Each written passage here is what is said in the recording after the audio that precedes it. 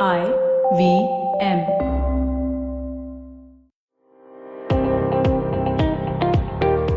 Welcome to All Things Policy, a daily podcast by the Takshashila Institution. We are a bunch of policy nerds based in Bengaluru, and we like bringing fresh perspectives to Indian affairs and Indian perspectives to global affairs.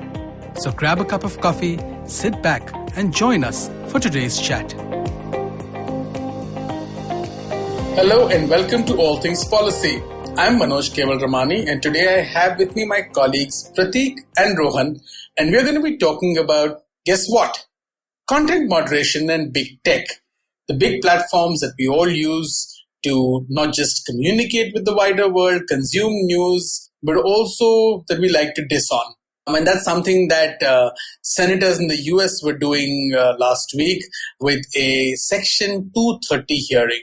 Now, all of us, I particularly at least don't know what Section 230 is all about, but the hearing seemed quite exciting given that there was lots of back and forth and yelling also happening and lots of political theater and drama. So to break all of this down for us, I have Prateek and Rohan with me. Rohan, I'm going to sort of begin with you. Can you tell me what exactly this Section 230 is, what are its implications, and why on earth was there a hearing about this? Section 230 is a law that has very rich history. Basically, what happens way back before the internet existed in the US is that a bookstore sells a book that is sort of pornographic. And then the guy who buys the book goes to sue the bookstore. And when he goes to sue the bookstore, the judge basically has a question to consider, which is that does this bookstore have a liability of what books are being sold? Because the only way that the bookstore can make sense of what books are being sold, what to keep or what to remove, is that the bookstore owner reads all the books that he sells. And that limits free speech. So this guy called Justice Black, and I probably shouldn't say this guy called Justice Black, but this guy called Justice Black basically is a very hardcore free speech First Amendment kind of guy in the US. And he basically says that, listen, this thing can't stand. And so bookstores are not liable to read every book that they sell. And this happens with later a television network. There's a political guy who's campaigning. He goes to a TV station and has a really derogatory speech. And what ends up happening is that the question arises, why did the political network run it? And then the question arises, well, if this political network could have actually edited the speech, then they should have, and so then they would be liable for the content that they're posting. But if this TV station does not edit the speech, then and couldn't edit the speech, well, in that case, they're not liable. And so basically, then there is go into an era when the internet is formed, and the same logic is applied to internet platforms. So basically what happens is that the same logic is applied to internet platforms, and the basic incentive that's in place now is that if the internet platforms do nothing about the content that is on there, they are not liable. And so they have this incentive to never touch anything that's on there, even though it may be wildly gross, misleading, so on and so forth. And a bunch of cases happen, and just from Justice Black's judgment, all of this comes about. And basically what ends up happening is that there's this incentive that's terrible in place, which is don't do anything and you'll be fine. And so Section 230 is then introduced by two people, Senator Ron Wyden and Chris Cox. And what the section basically says is that listen, internet platforms are not liable. At the time, they're talking about platforms like CompuServe and Prodigy and AOL and so on. And so they basically say that internet platforms are not liable for the third-party content that's posted on them. And they can also take steps in a good Samaritan way to basically fix what's on them. So if they find that something's wrong, they can fix this. And so it basically fixes this bad incentive that was in place before. So that broadly is the context of why Section 230 came in place. What happens after that is you have this section which says that internet companies are not liable. So they can police the internet however they want. And basically this gives them such strong immunity that you have so many cases. If you just read through this book called The 26 Words That Created the Internet, the act is interpreted so strongly by every judge that most judges that are actually interpreting the act, that the companies basically get away with everything. Short of getting away with murder, these companies get away with most things. And I'm not talking about Facebook, I'm talking about stuff like, I don't know, when the internet was initially formed, like review report or stuff like this. And so that's basically what Section 230 is. Now, Facebook and Twitter and all these platforms take that to its logical extent, which is that if you're not liable for anything that users post, and if the platform majorly is content driven, then you're not liable for anything that's running on the platform. And you have this good Samaritan thing where you basically do what you can to fix whatever's wrong on your platform. What the problem now is that people believe in the US, who are political Republicans or Democrats, that either companies are not doing enough to battle misinformation, or that companies are doing too much to actually censor the Republican views using Section 230. So now that thing is going to be amended, and it's a whole shit show. This is interesting, right? I mean, in some ways, one can sort of theoretically argue that old judgment that you talked about, about not being the bookseller not being responsible for every book or must have read every book makes sense. Yet, at the other side, it is so deeply flawed in the context of these platforms, because this is not just passive content exchange, just like a book is.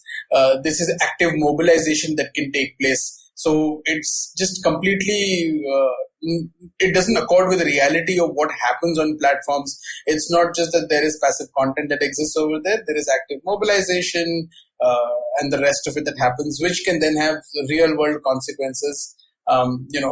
Reading even the most incendiary of books cannot have that sort of network mobilization that something like this can happen. But okay, it makes sense to me now what this sort of, you laid the groundwork for this. So what exactly happened at this hearing? What were these senators demanding of these platforms, Pratik? A lot of this was, as Rohan mentioned, right, talks about redoing Section 230 have been around for a while, but they picked up even more once Facebook and Twitter essentially took action against Donald Trump's tweets, right? And then he shot off an executive order, and since then there have been a number of proposals that have been introduced in the Senate, in the House, etc., about how to rework Section 230. And I think what's apparent is that a lot of people don't understand Section 230 itself from these proposals, right? So there's a very interesting book on it called 26 Words That Created the Internet. But the running joke is that Section 230 is also 26 words that confused the Internet, right? Because essentially, and I think this is what's important to keep in mind, like Section 230 also is what gives the platforms the ability to moderate. A lot of people tend to interpret it as it gives them, it shields them from having to moderate. But on the contrary, it gives them what they need to actually moderate. Now, how they choose to use it is a different question, right? And I think that's why we are where we are today. Now, in the hearing itself, right, just as you mentioned, Manoj, there was a lot of political theater, right, and that sort of played out because it seemed overwhelmingly that the Republicans questioned Jack Dorsey and Twitter because they have been more forceful with their actions against Donald Trump and the long-standing allegations of an anti-conservative bias, right, on that. Democrats, on the other hand, focused more on Mark Zuckerberg, and their questions were a lot to do with information disorder, misinformation, and around the elections. Sundar Pichai, interestingly, got the least amount of questions, which I think is strange because, look, he was there representing Google. Google owns YouTube. YouTube is a pretty significant part of the entire ecosystem as well. But that just goes to show you what happens when these sort of hearings get over politicized, right? And you saw that in some of the lead up to it as well. I think we were discussing just before we started recording that I think it was Ted Cruz who was tweeting out UFC style graphics, right? Cruz versus Dorsey or something like that. So there was a lot of back and forth in that sense. Now, in general, I think the views also a little divided in terms of how useful the hearing was, right? I think there is one set of people who seem to say that, okay, look, it was more of the same old, nothing really happened, apart from a lot of political theater and, the politicians going on monologues and trying to corner platforms and their CEOs. But on the other hand, I think people like Ben Thompson of Stratechery, who actually believes that this was among the more substantive hearings that he's heard, right?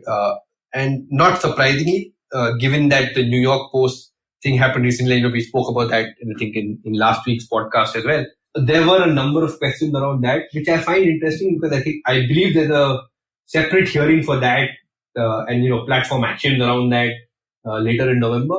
But given that it was a recent story, and potential to get more headlines or whatever, it seemed to figure prominently in this in this hearing as well. So that I think that story, which is related to Hunter Biden and therefore elections and everything, and the fact that this hearing is going to happen later in November, it's going to be interesting because my sense is that if Joe Biden wins, the Republicans in Congress are going to be going hammer and tongs with regard to that story and the suppression of that story, and they're going to call it a big conspiracy. Whereas if Donald Trump wins, my sense is that this is going to just vanish. Nobody's going to be pressing, given, like you said, right? Oh, this is so deeply political. So I think that what happens in that hearing will actually depend a lot on what happens in the election and who wins, and in that context. But I want to get into this story and the debate that they had with Jack Dorsey, and the basis on which Jack Dorsey said that they removed that New York Post story. But Rohan, you had something you wanted to say, right? Yeah, actually, I have a couple of things I want to add.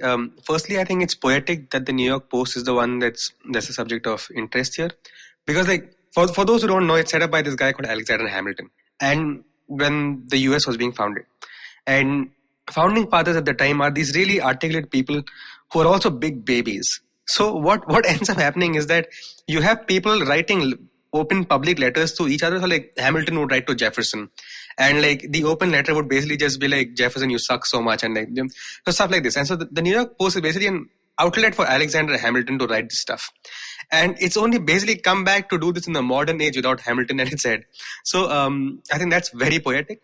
The second thing I wanted to add was that if you hear about how Section 230 got passed, it's actually just this thing of beauty, basically, because it's these two senators who are so ahead of their time that they're having lunch in the cafeteria at a time when one of them's a Republican, the other one's a Democrat, and the Congress cafeteria is divided Republicans sit with Republicans and Democrats sit with Democrats, and these two guys sit together and they come up with a law that's so ahead of its time that at the time no one actually made a big deal about it being passed.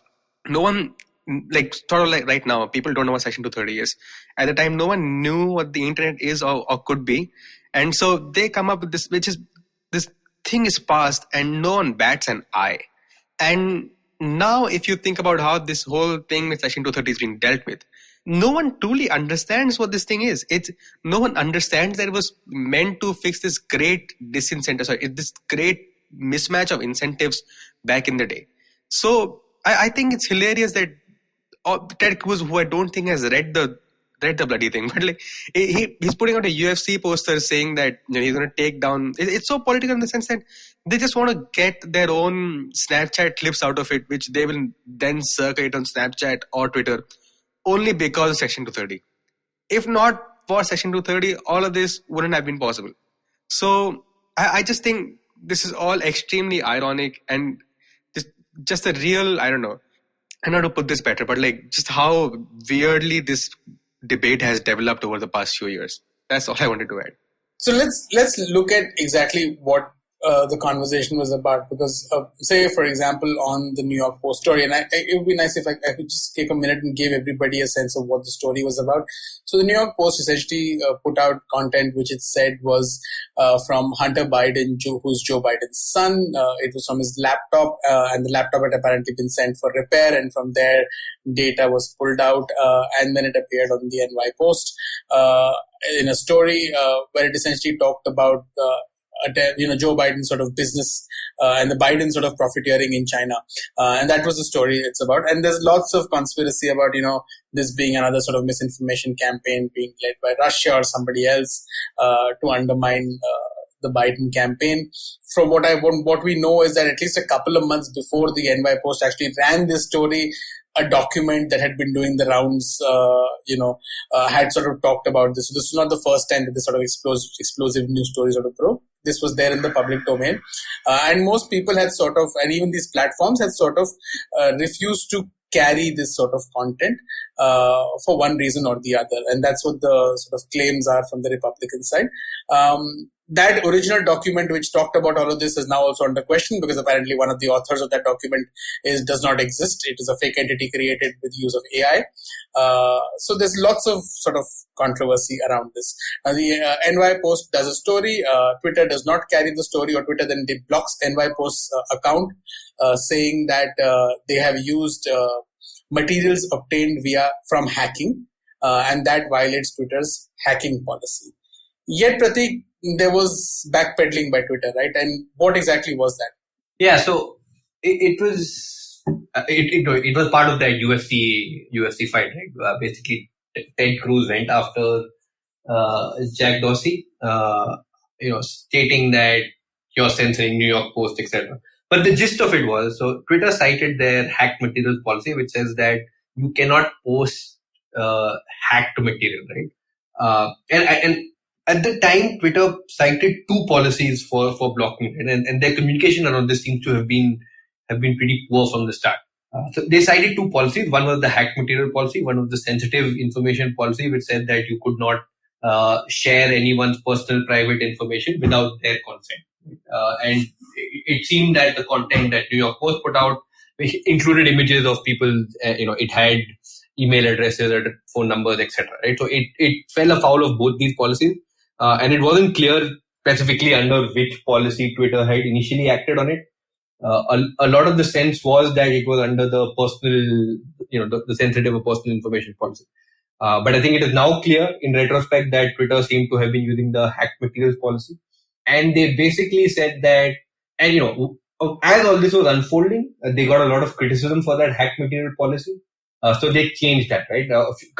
Just a few days after the whole New York Post story, they actually updated their hacked material policy to say that they will allow some sort of reporting on that.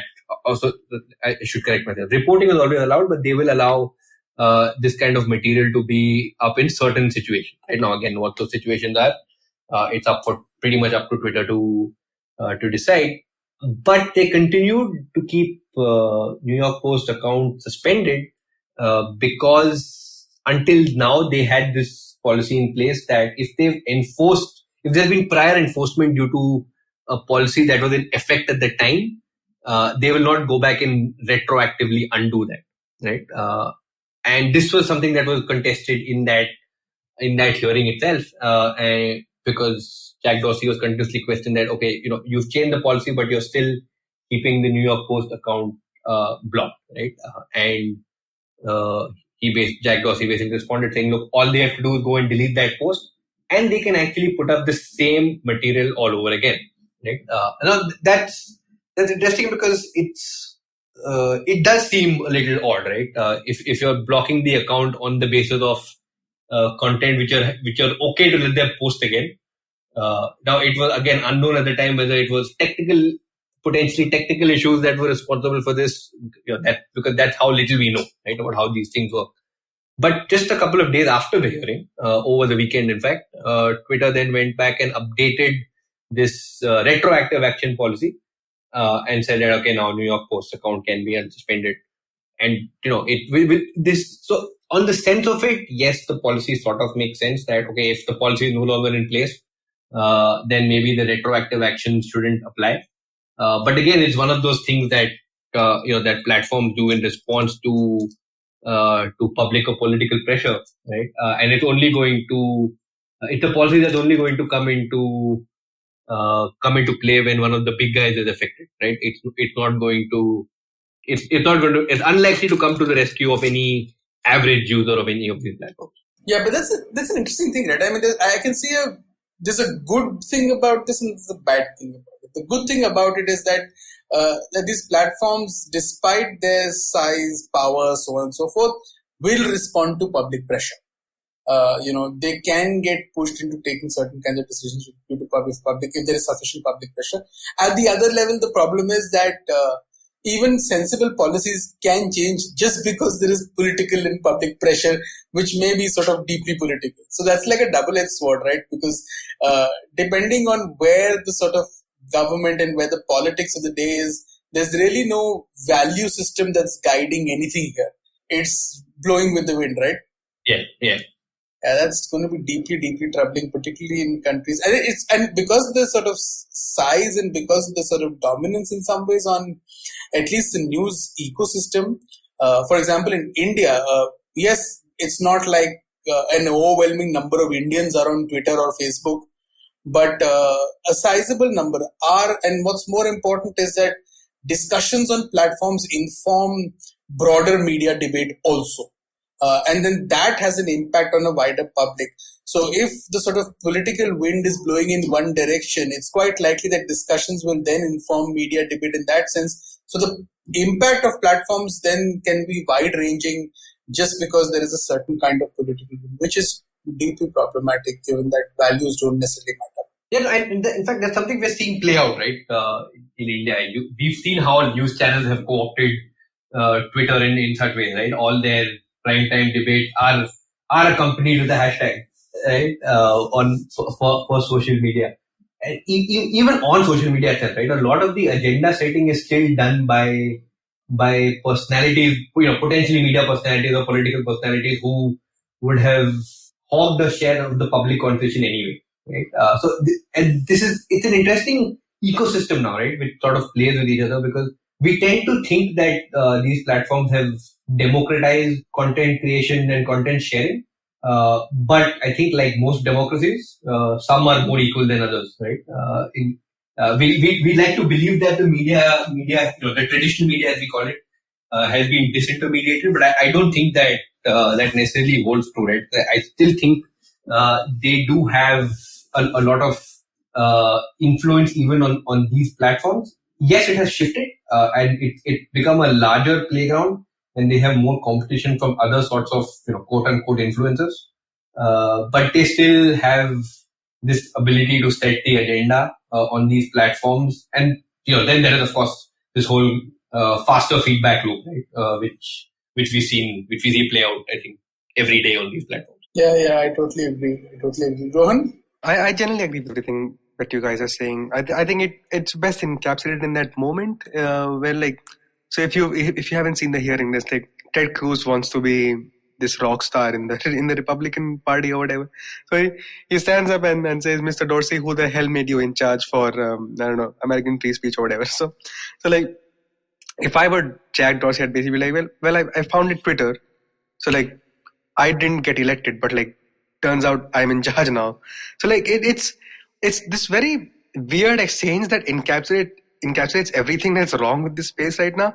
Which is like, the senator wants a bite-sized clip to be shared on Twitter that this guy owns or like founded, and like media companies, like I mean traditional media companies, have, because of Twitter, have these incentives now to always push like more clickbaity content, like watch 12 times how Ted Cruz said this to Jack Dorsey, some stuff like that. I think all that's deeply problematic. But as far as Section 230 is concerned, I haven't actually seen good proposals or like actually feasible proposals on how to reform it. And because of that, I think this whole debate's basically gone, I don't know, to this place that's very hard to get it back from. Because there's been this thing called the PACT Act and the Earn It Act. And I think one of them actually talks about having a customer service helpline.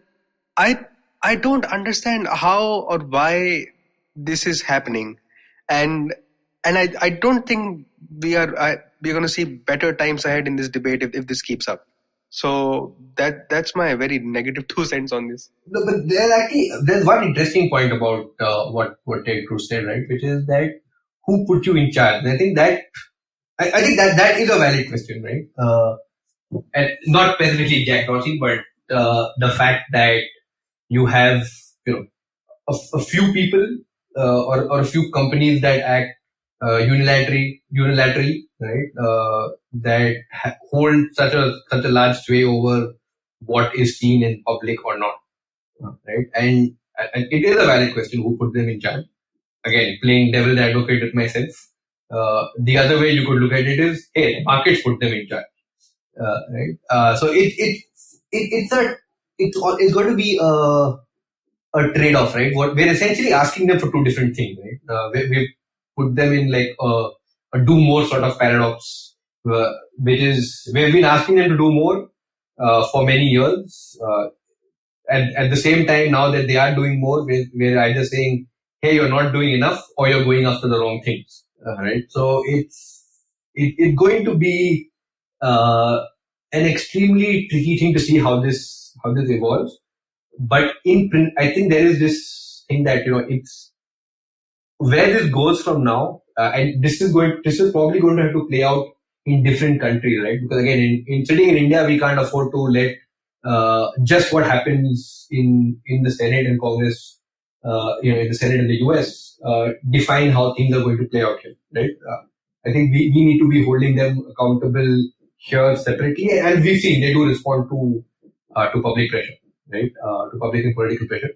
The tricky part there is, and this is something that really bothers me a lot, is this is potentially too important to be left to executives and politicians to figure out amongst themselves. Civil society or public at large has to get involved. The question, of course, that then remains is how, right? Because there is, I can't think of, at least, I can't think of a good model of engagement where you could constructively take something like this forward, because it is going to be a very tricky conversation. You're going to have to deal with bad faith actors, and I don't know if we have an existing model that accounts for all that, right? Because the thing is, we have to move forward. We've been staying still or moving backward for too long, but we have to move forward. But at this point, it's a question of how do we move forward so that we don't do any more damage.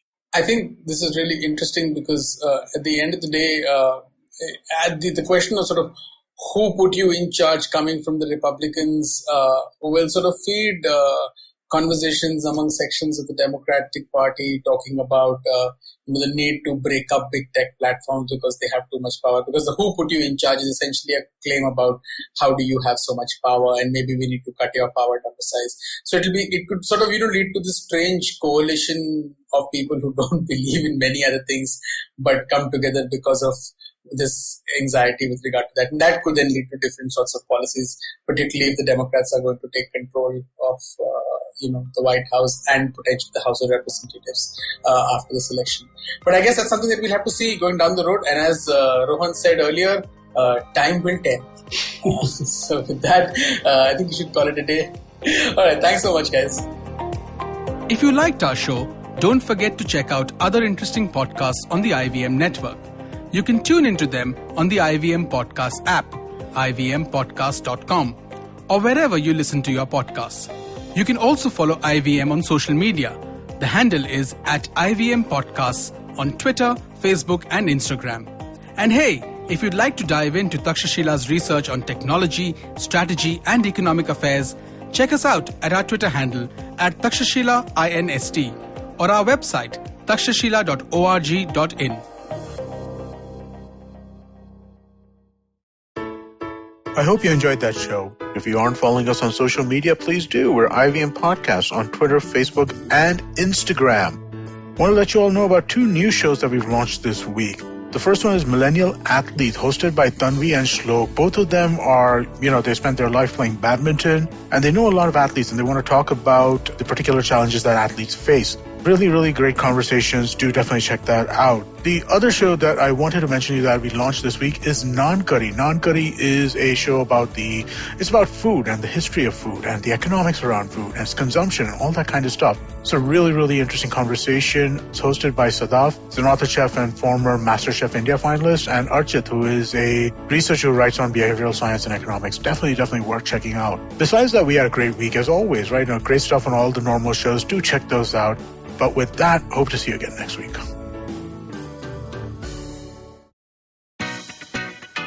Hi guys, this is Ayushi. And I am Ritasha. And welcome to Agla Station Adulthood. It's a fun podcast we've got going on, and we'd love for you to tune in and enjoy with us.